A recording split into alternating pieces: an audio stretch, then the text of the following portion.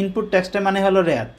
রেয়াতের অ্যাপ্লিকেশনটা কি হবে, আমার মোট প্রদ এই যে 58 লাখ টাকা মোট প্রদ, এখান থেকে এই আমি যে অ্যামাউন্টটা রেয়াত নেব 10 লাখ, এই 10 লাখ টাকা মাইনাস হয়ে যাবে, মাইনাস হয়ে নিট প্রদ তৈরি হবে। অর্থাৎ যার রেয়াত যত বেশি হবে তার কিন্তু নিট প্রদ তত কম হবে, তাকে কম ট্রেজারি বা ট্যাক্স জমা দিতে হবে। সেবাটা নিয়ে কি একটু বিস্তারিত আলোচনা করবেন? সেবার ভিতরে আসলে কি কি ফেলানো যাবে? উপকরণ কর রেয়াত আপনাকে বুঝতে হলে আগে আমাদের রিটার্নটা একটু দেখতে হবে। প্র্যাকটিক্যালি রিবেটটা আসলে কি, এটা কীভাবে এই সুবিধাটা নেওয়া যাবে, এটা আপনাকে প্র্যাকটিক্যাল না দেখলে পুরোপুরি কনসেপ্ট ক্লিয়ার হবে না।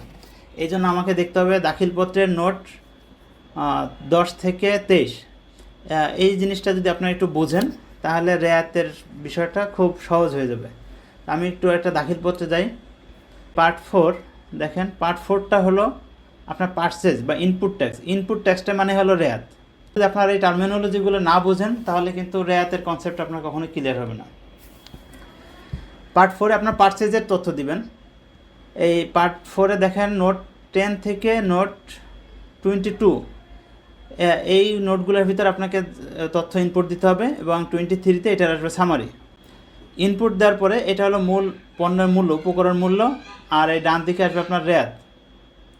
এই রিটার্নটাতে আমি যদি দেখি যে তার সেল ছিল 5,32,00,000 টাকা। এই 5,32,00,000 টাকা সেলের উপরে তার ভ্যাট প্রযোজ্য ছিল 58,55,000 টাকা। তাহলে এখানে দেখেন 58,55,000 থেকে, এবং সে রেয়াত নিচ্ছে এখানে 10 লাখ, তাহলে 58,55,000 থেকে তার 10 লাখ টাকা মাইনাস হয়ে যাবে। অর্থাৎ তার রেয়াত যত বেশি হবে তার প্রদেয় তত কমে যাবে। এটা হলো যদি আমি রিটার্নের চূড়ান্ত হিসাবে যাই, তাহলে এখানে দেখবেন এখানে আরও কিছু হ্রাসকারী বৃদ্ধিকের সমন্বয় ইস্যু আছে, সব কিছু যোগ বিয়োগ করে তার নিট প্রদেয় আসছে 38 লাখ টাকা। আচ্ছা, তাহলে আমাদের রেয়াতের অ্যাপ্লিকেশনটা কি হবে, আমার মোট প্রদ এই যে 58 লাখ টাকা মোট প্রদ, এখান থেকে এই আমি যে অ্যামাউন্টটা রেয়াত নেব 10 লাখ, এই 10 লাখ টাকা মাইনাস হয়ে যাবে, মাইনাস হয়ে নিট প্রদেয় তৈরি হবে। অর্থাৎ যার রেয়াত যত বেশি হবে তার কিন্তু নিট প্রদেয় তত কম হবে, তাকে কম ট্রেজারি বা ট্যাক্স জমা দিতে হবে। আচ্ছা, এখন আমরা যাই থিওরিটিক্যাল কিছু আলোচনায়। আচ্ছা, এখন কোনটা কোনটা রেয়াত নেওয়া যাবে, কোন কোন কন্ডিশনে রেয়াত নেওয়া যাবে সেই আলোচনায় আসি। কৃষক আইন 2012 এর ধারা 2-18 ক এর মধ্যে উপকরণের সংজ্ঞা দেওয়া আছে।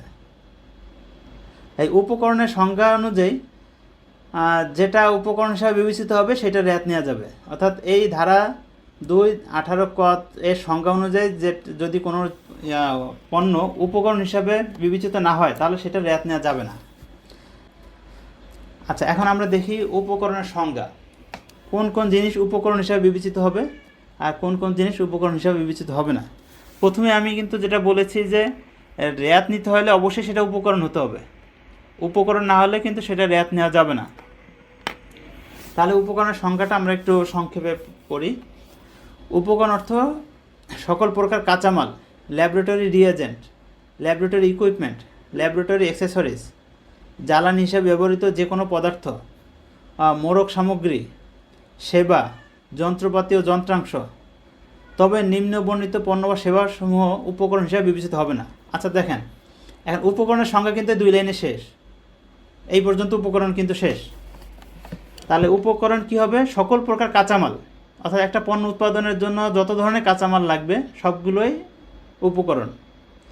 ল্যাবরেটরি রিয়েজেন্ট, আপনার কেমিক্যাল টেস্টের জন্য যে ল্যাবরেটরি রিয়েজেন্টগুলো দরকার সেগুলো আপনার উপকরণ হিসেবে বিবেচিত হবে।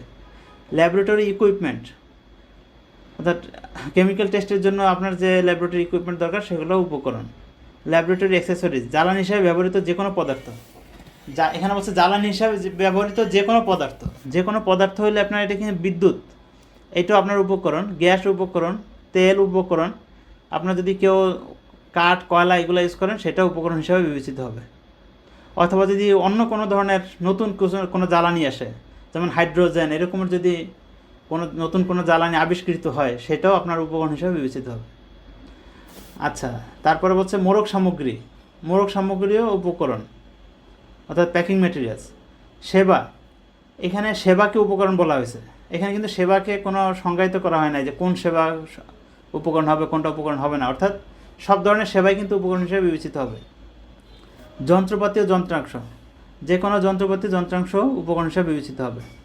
তবে নিম্নবর্ণিত বিষয়গুলো উপকরণ হবে না। এখন দেখেন উপরে সবগুলোই উপকরণ হবে, কিন্তু নিচেরগুলা উপকরণ হিসাবে বিবেচিত হবে না, এগুলো উপকরণ থেকে বাদ দেওয়া হয়েছে। যেমন শ্রম, শ্রম হলে আপনার লেবার ভাড়া করলেন, লেবার যে কাজ করবে সেইটা শ্রম। বা আপনার এই যে কর্মচারী, অফিসের কর্মচারী, বেতনভুক্ত কর্মচারী, সেটাও উপকরণ হিসাবে বিবেচিত হবে না। আচ্ছা, কিন্তু যদি মানব সম্পদ হয়, মানব সম্পদ কিন্তু একটা সেবা, এটা কিন্তু শ্রম না। মানব সম্পদ সেবা হলো আপনি একজন ঠিকাদারকে বললেন যে আমার কালকে 200 লোক লাগবে এই কাজের জন্য, সেই ঠিকাদার 200 লোক আপনাকে দিল, এটা কিন্তু মানব সম্পদ সরবরাহ। এইটা কিন্তু আবার রেয়াতযোগ্য বা এটা উপকরণ। অর্থাৎ আপনি ওই যে মানব সম্পদ সরবরাহ করে এমন ব্যক্তির কাছ থেকে যদি কোনো লেবার নেন বা কোনো হিউম্যান রিসোর্স নেন, তাহলে সেটা মানব সম্পদ সরবরাহ সেবা হিসাবে গণ্য হবে, ওইটা উপকরণ হিসাবে গণ্য হবে। আচ্ছা, ভূমি, জমি ক্রয় কিন্তু উপকরণ না। হ্যাঁ, ইমারত, বিল্ডিং ক্রয়, বিল্ডিং মেরামত, এগুলো উপকরণ হিসেবে গণ্য হবে না। অফিস ইকুইপমেন্ট আপনার আর কি কম্পিউটার, টাইপরাইটার, তারপরে যে অন্যান্য এই কাগজ কলম, এগুলো উপকরণ হিসেবে গণ্য হবে না। হ্যাঁ, দালান কোঠা বা অবকাঠামো বা স্থাপনা নির্মাণ, দালান কোঠা নির্মাণ বা স্থাপনা নির্মাণ, এগুলাও সুসমীকরণ মানে এটার সংস্কার করা বা এটাকে ডেকোরেশন করা, এগুলোও কিন্তু উপকরণ না।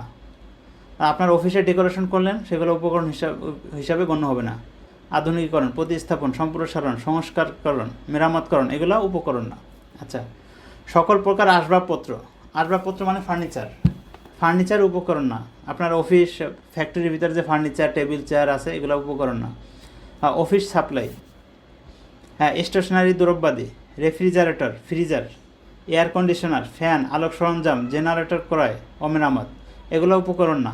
দেখেন এখানে জেনারেটরটা কিন্তু অনেক সময় মেশিন, যন্ত্রপাতি হিসাবে বিবেচিত করতে পারে কেউ, কিন্তু যন্ত্রপাতি উপকরণ হলো, জেনারেটরটা কিন্তু উপকরণ না। আচ্ছা, ইন্টেরিয়র ডিজাইন, স্থাপত্য, পরিকল্পনা, নকশা, আপনার আর্কিটেক্টের মাধ্যমে একটা নকশা করলেন, সেটা উপকরণ হিসাবে গণ্য হবে না, অর্থাৎ ওই খরচটা আপনি রেয়াত নিতে পারবেন না। যানবাহন ক্রয়, ভাড়া, লিজ গ্রহণ, উপকরণ হিসাবে গণ্য হবে না। ভ্রমণ, আপ্যায়ন, কর্মচারী কল্যাণ, উন্নয়নমূলক কাজ, উহার সহিত সংশ্লিষ্ট পণ্য বা সেবা, এগুলো উপকরণ হিসাবে গণ্য হবে না। ব্যবসা প্রতিষ্ঠানের প্রাঙ্গণ, অফিস, শোরুম ও অনুরূপ ক্ষেত্রে যে নামে অভিহিত হোক না কেন ভাড়া গ্রহণ। আচ্ছা, প্রতিষ্ঠানের অফিস বা ফ্যাক্টরি ভাড়া, এই ভাড়াটাও কিন্তু উপকরণ হিসাবে গণ্য হবে না। অর্থাৎ আপনি একটা শেড ভাড়া নিয়ে ফ্যাক্টরি করলেন, ওই শেড ভাড়ার উপরে যে মূসক আসবে সেটাকে রেয়াত নেওয়া যাবে না। নাম্বারটা কি আবার একটু এক্সপ্লেনেশন দেওয়া যাবে? ব্যবসা প্রতিষ্ঠানের প্রাঙ্গণ, অফিস, শোরুম বা অনুরূপ ক্ষেত্র যে নামে অভিহিত হোক না কেন ভাড়া গ্রহণ, এটার উপকরণ হিসাবে গণ্য না। আপনার ব্যবসা প্রতিষ্ঠানের প্রাঙ্গণ মানে হলো আপনার ভবন, বিল্ডিং বা যে স্থানে আপনি ব্যবসা করেন, বা ফ্যাক্টরি বলতে পারেন। অফিস, আপনার ব্যবসার অফিস, শোরুম বা অনুরূপ ক্ষেত্র যে নামে অভিহিত হোক না কেন, অর্থাৎ ব্যবসা প্রতিষ্ঠানটা আপনার যে নামেই হোক না কেন, যেমন আমরা বিভিন্ন নামে বলি, শোরুম বলি, সুপার শপ বলি, মল বলি, বা এই ধরনের যে নামেই সেটা হোক, ওইটা যদি ভাড়া গ্রহণ করা হয়, সেই ভাড়াটা উপকরণ না। অর্থাৎ আপনি একটা অফিস ভাড়া নিয়ে ব্যবসা করতেছেন, অফিস ভাড়ার উপরে যে ভ্যাটটা, সেই ভ্যাট আপনি রেয়াত নিতে পারবেন না, কারণ অফিস ভাড়াটা উপকরণ না। Thank you sir, thank you, clear. আচ্ছা, ওকে, থ্যাংক ইউ। আচ্ছা, এরপরে আমরা আসি, আমি যদি চালান ছাড়া যদি কোনো পণ্য ক্রয় করি, উপকরণ ক্রয় করি, তাহলে কি আমি সেটাকে রেয়াত নিতে পারবো কিনা? না, যে মূসক চালান যে আছে, হ্যাঁ, না, সেটা রেয়াত নিতে পারবেন না। আমাদের নেক্সট আলোচনা ওটা আসতেছে। এটা এখন আমি বললাম উপকরণ করের সংজ্ঞা, আর উপরে আমি আলোচনা করছি কিছু কমন শর্ত, যেটা সব ক্ষেত্রে এইগুলো থাকবে। এখন ডিটেলস আরও সামনে আসতেছে। আচ্ছা, তাহলে সেবাটা নিয়ে কি একটু বিস্তারিত আলোচনা করবেন? সেবার ভিতরে আসলে কি কি ফেলানো যাবে? আচ্ছা, সেবার ভিতরে সেবার একটা সংজ্ঞা, এছাড়াও আছে যেখানে সেবার বিভিন্ন সংজ্ঞা দেওয়া আছে। এখানে সেবা 99টা সেবা এবং একটার ভিতরে আবার 2-3টা করে আলাদা সেবা আছে, তাতে প্রায় 150 সেবা সংজ্ঞা দেওয়া আছে আমাদের মূসক এছাড়াতে। জি জি, আচ্ছা হ্যাঁ, মেবি আমার এছাড়া নম্বরটা মনে নেই। আচ্ছা, ওই এছাড়াতে সেবার সংজ্ঞা দেওয়া আছে। তো এইটা হলো ওইখানে পাবেন আপনার সব ধরনের সেবার তথ্য এখানে পাবেন। এখন এই সেবা সবগুলাই আমি উপকরণ হিসাবে বিবেচনা করব, যেহেতু এখানে বলছে উপকরণের যে সংজ্ঞার ভিতরে বলছে সেবা, এখানে কিন্তু কোনো সেবাকে এক্সক্লুড করে নাই মূল সংজ্ঞার ভিতরে।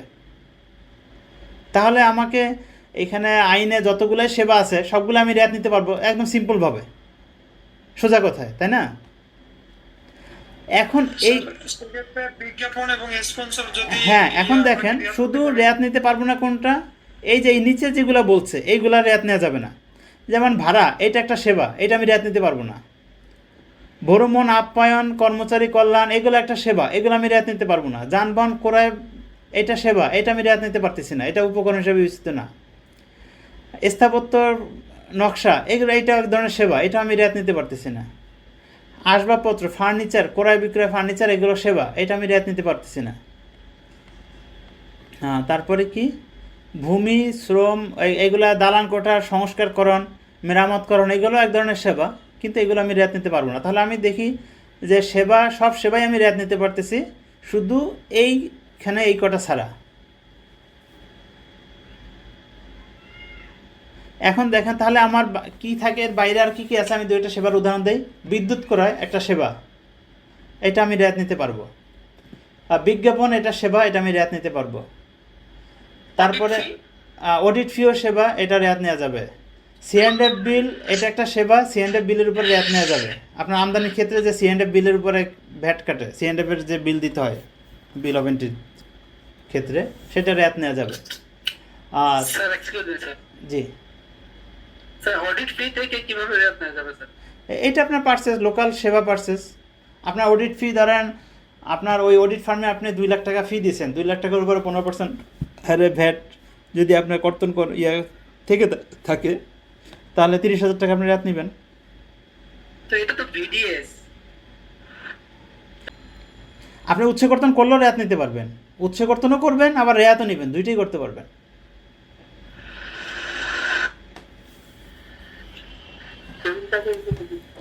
সেক্ষেত্রে কি রেয়াত নেওয়া সম্ভব? জি, বুঝি নাই। ক্যারিং চার্জের উপর যদি ভিডিএস কর্তন করে 6.6 ক্যারিং চার্জ, সেক্ষেত্রে জি জি জি জি ক্যারিং চার্জ মানে কি, পণ্য পরিবহন? জি জি জি আচ্ছা হ্যাঁ, পণ্য পরিবহন, এখানে একটা বিষয় আছে দেখেন, যানবাহন ক্রয়, ভাড়া, লিজ, গ্রহণ, এইটার উপরে কিন্তু এটা কিন্তু উপকরণ না, এখানে উপকরণ থেকে এটাকে এক্সক্লুড করছে। তাতে অর্থাৎ যানবাহন ক্রয়, ভাড়া, লিজ, গ্রহণ, এটার উপরে রেয়াত নিতে পারবেন না। কিন্তু ক্যারিং কস্ট, যদি আপনার কুরিয়ার সার্ভিসের মাধ্যমে পণ্যটা আনান, সেটা আপনি রেয়াত নিতে পারবেন। আচ্ছা, এটা কোন লাইনে আছে আমরা রেয়াত নিতে পারবো? এই যে সব সেবাই রেয়াতযোগ্য, শুধু এই এক্সক্লুশন যে কটা আছে এগুলো ছাড়া। সেক্ষেত্রে আমি পারবো, এক্ষেত্রে কোনো সমস্যা নেই। না, কোনো সমস্যা নাই। আপনার এক্সক্লুশন না থাকলে বা অন্য কোনো আইনে কোথাও অন্য কিছু বলা না থাকলে আপনি রেয়াত নিতে পারবেন। আপনার রেয়াত নেওয়ার আরও যে শর্তগুলো আছে সেই শর্ত ফুলফিল হলে আপনি রেয়াত নিতে পারবেন। জি জি, ওকে, ঠিক আছে, থ্যাংক ইউ। কুরিয়ার সার্ভিসের উপরে 15% ভ্যাট আছে। আপনার কুরিয়ার সার্ভিস তারা যদি আপনাকে মুশক চালান দেয়, আপনি রেয়াত নেবেন, কোনো সমস্যা নেই। ওকে, থ্যাংক ইউ। এখানে কিন্তু এই যে সেবার সংজ্ঞাগুলো কিন্তু খুবই ইম্পর্টেন্ট। আপনি বলছেন ক্যারিং কস্ট, আপনি একটা টার্ম ইউজ করছেন, কিন্তু আমি কিন্তু ক্যারিং কস্ট টার্ম ইউজ করিনি। আমি বলছি কুরিয়ার, আর একটা বলছি যানবাহন ভাড়া। যানবাহন ভাড়া যদি হয় তাহলে কিন্তু আপনি রেয়াত নিতে পারতেছেন না, কুরিয়ার সার্ভিস হলে আপনি রেয়াত নিতে পারতেছেন। বিষয়টা এরকম। যানবাহন ভাড়া হবে এটা। যানবাহন ভাড়ার উপর আপনি রেয়াত নিতে পারবেন না। আচ্ছা আচ্ছা, অর্থাৎ আপনার একটা ট্রাক ভাড়া করে আপনার মাল এক জায়গা থেকে আরেক জায়গায় পাঠালেন, এটার উপর আপনি রেয়াত নিতে পারবেন না। কিন্তু আপনি লিমিটেড প্রতিষ্ঠান, ওনারা 6.6 ইস্যু করছে, করলো, আপনার এটা তো উপকরণই না। আচ্ছা আচ্ছা, যেহেতু এটা উপকরণ থেকে এটাকে বের করে দেওয়া হয়েছে, সো আপনার যতই 6.6 থাকে। আমি যদি যানবাহন ভাড়া করে আমার প্রোডাক্ট যদি এক প্রতিষ্ঠান থেকে আরেক প্রতিষ্ঠানে পাঠাই, এটা কি রিবেট পাবো না? না, রেয়াত পাবেন না, কারণ এখানে যানবাহন ভাড়াটাকে উপকরণের সংজ্ঞা থেকে। না, আপনার এটা ইয়া হচ্ছে তো, আমি তো যানবাহন আপনার তো 80% আমি রিবেট পাবো। হ্যাঁ, আচ্ছা ঠিক আছে, আমি বুঝতে পারছি। সাথে যেটা আমার রিলেটেড থাকবে। আমি ক্লিয়ার করতেছি আপনাকে। ওটা আরেকটা সেবা, ওটা যানবাহন ভাড়া না, ওইটা হলো পণ্য পরিবহন ঠিকাদারি বা এরকম একটা সেবা আছে, আমি ওইটা একটু বলতেছি আপনাকে। সেটা ডিফারেন্ট সেবা। আপনার কুরিয়ার যেমন একটা সেবা, ওটা আরেকটা সেবা। আমি কি আপনাকে বুঝাইতে পারছি?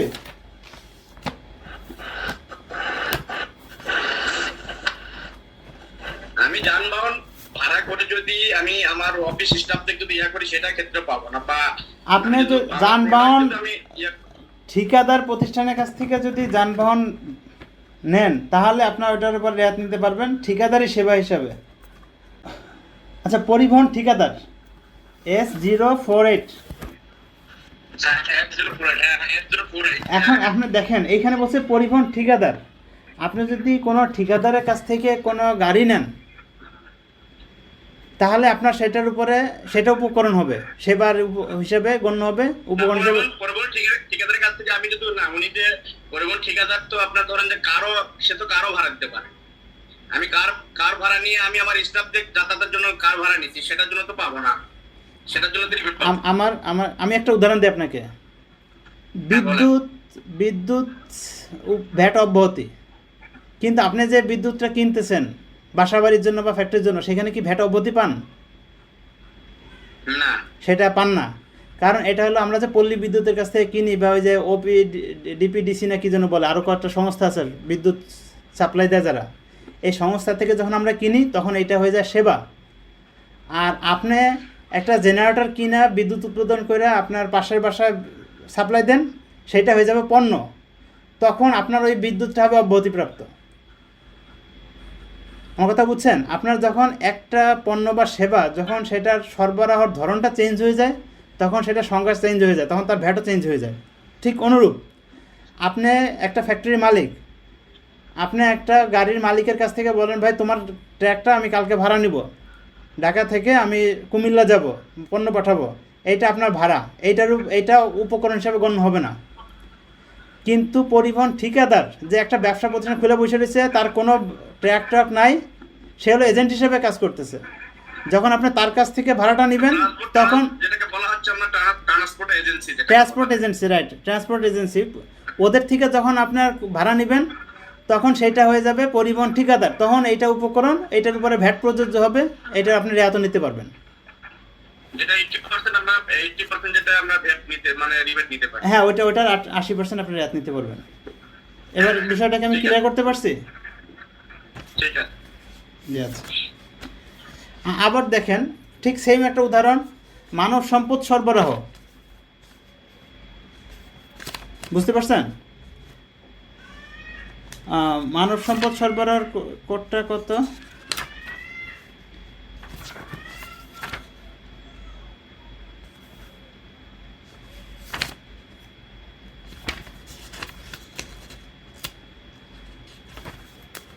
আচ্ছা, মানব সম্পদ সরবরাহ S072, এইটা কিন্তু 15% ভ্যাট আছে।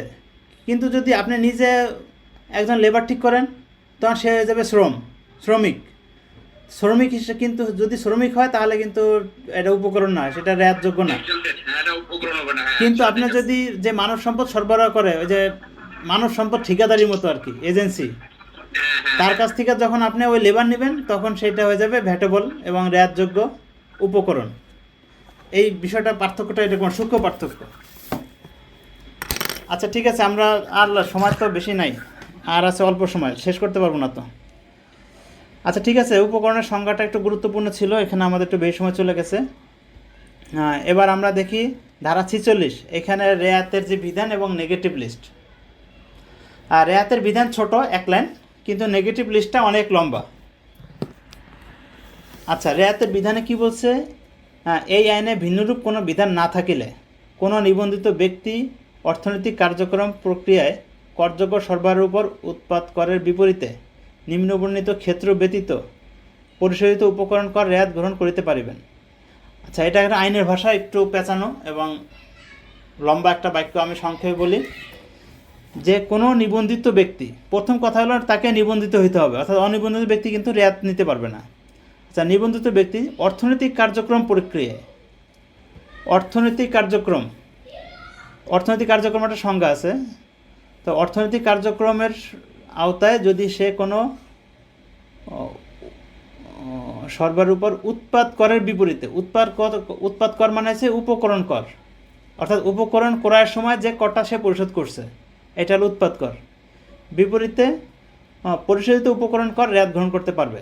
সোজা কথা হয়েছে কোনো নিবন্ধিত ব্যক্তি তার ব্যবসায়িক কার্যক্রম অংশ হিসাবে তার উপকরণ ক্রয়ের উপরে যে কর পরিশোধ করছে সেই করের উপর সে রেয়াত নিতে পারবে। কিন্তু এখানে একটা এক্সেপশন আছে, কি? নিম্ন বর্ণিত ক্ষেত্র ব্যতীত। এইটাকে আমরা বলছি নেগেটিভ লিস্ট। নিম্ন বর্ণিত ক্ষেত্র ব্যতীত অর্থাৎ নিম্নে এখানে প্রায় 20-25টা ক্ষেত্র উল্লেখ করা আছে। এই ক্ষেত্র ছাড়া সে রেয়াত নিতে পারবে, অর্থাৎ নিম্ন বর্ণিত ক্ষেত্রগুলোতে সে রেয়াত নিতে পারবে না। তো যে ক্ষেত্রগুলোতে সে রেয়াত নিতে পারবে না এটাকে আমরা বলি নেগেটিভ লিস্ট। আচ্ছা, এখন সেই ক্ষেত্রগুলোই আমাদের গুরুত্বপূর্ণ বিষয়। দেখি কোন কোন ক্ষেত্রে রেয়াত নেওয়া যাবে না। আচ্ছা, প্রথম ক নম্বরে, এটা পড়তে গেলে অনেক সময় লেগে যাবে, আমি সংক্ষেপে বলি যে যদি কোনো পণ্য ক্রয় চালানের মূল্য 1 লক্ষ টাকার বেশি হয় এবং ওই মূল্যের সমুদয় পণ্য যদি ব্যাংকিং চ্যানেলের বাইরে পরিশোধ করা হয় তাহলে সেটা রেয়াত নেওয়া যাবে না। আচ্ছা, খ নম্বর একটু ডিফারেন্ট বিষয়। সেবা আমদানির ক্ষেত্রে তাকে এটা আবার সেল দেখাইতে হবে। এটা আমরা এখন এটা নিয়ে তেমন আলোচনা করব না। যেই কর চালানপত্র, আচ্ছা এখানে বলছে 6 কর মেয়াদের ভিতরে রেয়াত নিতে হবে, অর্থাৎ যখন আপনি পণ্যটা ক্রয় করবেন বা আমদানি করবেন, পণ্য খালাস গ্রহণের বা পণ্য আপনি আপনার দখলে নেওয়ার পরে 6 কর মেয়াদের ভিতরে আপনাকে রেয়াত নিতে পারবেন। যে কর মেয়াদে আপনি এটা কিনবেন তার পরবর্তী 6 কর মেয়াদ, অর্থাৎ প্রায় 7 মাসের মতো সময় পাওয়া যায় আর কি হাতে।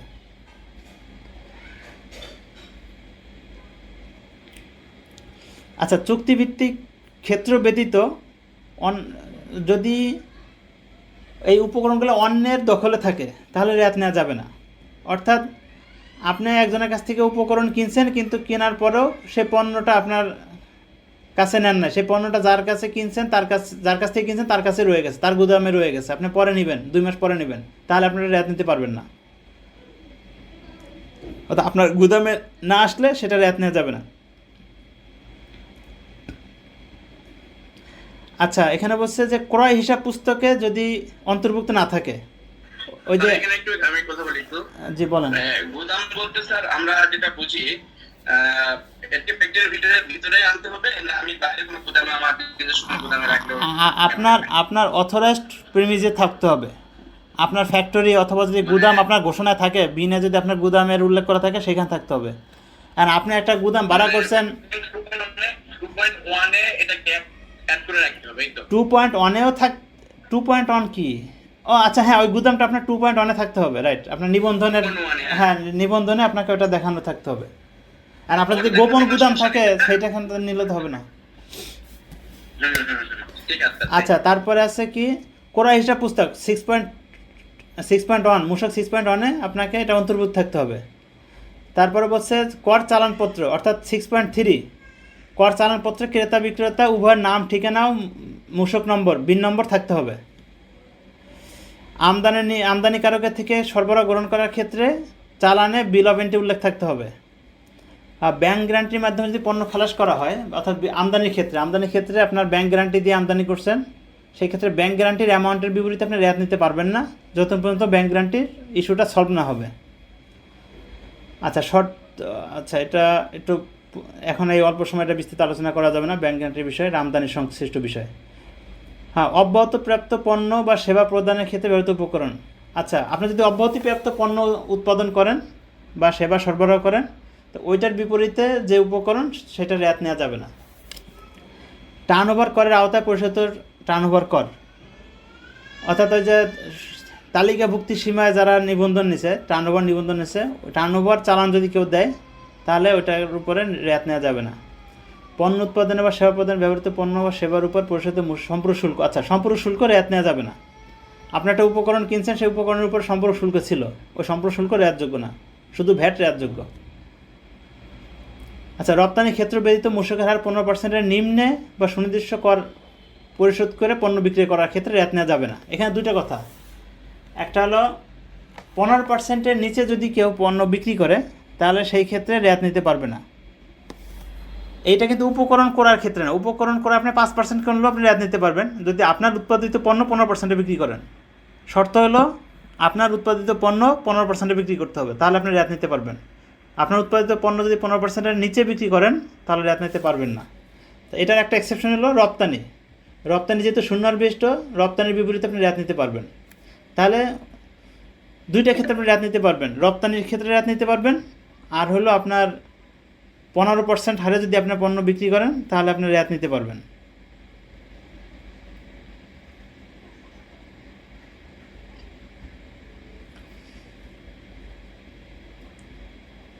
আচ্ছা, যদি উপকরণ উৎপাদ সহগ অর্থাৎ যে মূসক 4.3 মূল্য ঘোষণায় যদি আপনার এই উপকরণের উল্লেখ না থাকে তাহলে আপনি রেয়াত নিতে পারবেন না।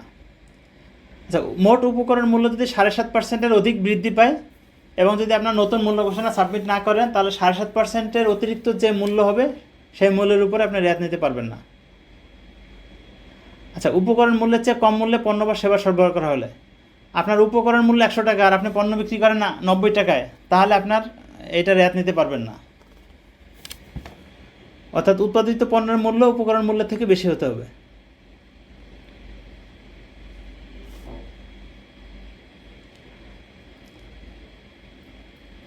আচ্ছা, এখানে নিচে উপবিধি উপধারা 2-এ কয়েকটা ক্ষেত্র উল্লেখ করছে। এখানে আমি একটু সংক্ষেপ বলি যে চিত্ত বিনোদন, খেলাধুলার, সামাজিক কার্যক্রম এগুলা যদি আপনার কর্মচারীদের বিনোদন বা তাদের এন্টারটেনমেন্টের জন্য করা হয় তাহলে সেগুলোর উপর রেয়াত নেওয়া যাবে না।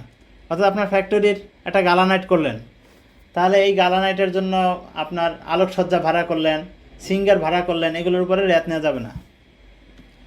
বা ক্রীড়া বিষয়ক সামাজিক অনুষ্ঠান, খেলাধুলার আয়োজন করলেন, এই খেলাধুলা আয়োজনের ক্ষেত্রে যে উপকরণগুলো, যে পণ্যগুলো কিনতে হবে, পণ্য বা সেবা, এটার উপরে রেয়াত নেওয়া যাবে না। তবে যদি এইটাই আপনার বিজনেস হয়, এই খেলা সামগ্রী ভাড়া দেওয়াই আপনার বিজনেস, তাহলে কিন্তু এটা রেয়াত নেওয়া যাবে, সেটা আবার ভিন্ন ইস্যু। আচ্ছা, এই যে আপনার 80%-এর বিষয় আছে, উক্ত অর্জন পণ্য পরিবহন সেবা সংক্রান্ত ব্যয় 80%-এর অধিক হয়। আচ্ছা, এখানে পরিবহন সেবা যদি আপনি নেন সেটা সর্বোচ্চ 80% আপনার রেয়াত নেওয়া যাবে।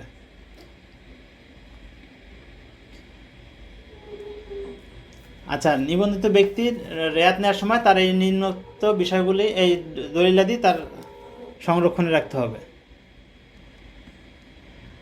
আচ্ছা, এখানে দেখেন উমো ও উপধারা 3-এর ক্লোজ উমো, ওইখানে বলছে গ্যাস, পানি, বিদ্যুৎ, ব্যাংক, বিমা, বন্দর ও টেলিফোন সেবার উপর পরিশোধিত মূসক রেয়াত গ্রহণের ক্ষেত্রে সংশ্লিষ্ট প্রতিষ্ঠান কর্তৃক ইস্যুকৃত বিল যাহা চালানপত্র হিসাবে গণ্য হবে।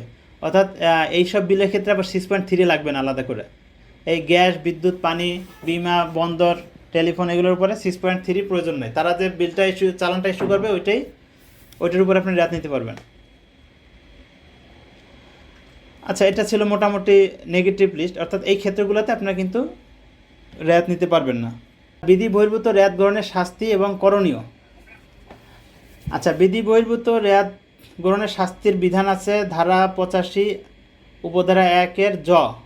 এখানে বলছে যে যদি কেউ বিধি বহির্ভূত রেয়াত গ্রহণ করে তাহলে উক্ত রেয়াতের অনন্য 30% এবং অনূর্ধ্ব 50% জরিমানা দিতে হবে। অর্থাৎ ধরেন কেউ যদি 1 লক্ষ টাকার অবৈধ রেয়াত নেয় তাহলে তার মিনিমাম 30,000 টাকা 30% এবং সর্বোচ্চ 50% জরিমানা আরোপ করতে পারে। তাহলে 1 লক্ষ টাকা যদি তার বিধি বহির্ভূত রেয়াত গ্রহণ করে তাহলে মিনিমাম তার জরিমানা হবে 30,000 টাকা এবং সর্বোচ্চ 50,000 টাকা জরিমানা হবে। আচ্ছা, ভুলে যদি কেউ বেশি রেয়াত নিয়ে ফেলে এবং এটা যদি সে নিজে আইডেন্টিফাই করতে পারে তাহলে এটার ক্ষেত্রে সে পরবর্তীতে রিটার্নে সে বৃদ্ধিকে সমন্বয়ের মাধ্যমে এটা রেয়াতটাকে বাতিল করতে পারবে। এটা হলো তার জন্য সহজ পদ্ধতি। অর্থাৎ আপনি ভুলে কোনো এক মাসে রেয়াত নিয়ে ফেলছেন বেশি, পরের মাসে এসে এটাকে আপনার বৃদ্ধিকে সমন্বয় করে এটাকে সমন্বয় করে দিলেন, রেয়াতটা বাতিল করে দিলেন। কিন্তু যদি আপনার অডিট শুরু হয়ে যায় বা মামলা দায়ের হয়ে যায় তারপরে কিন্তু আর আপনি এই বৃদ্ধিকে সমন্বয় করে রেয়াত সমন্বয় করতে পারবেন না এবং রিটার্নও সংশোধন করতে পারবেন না।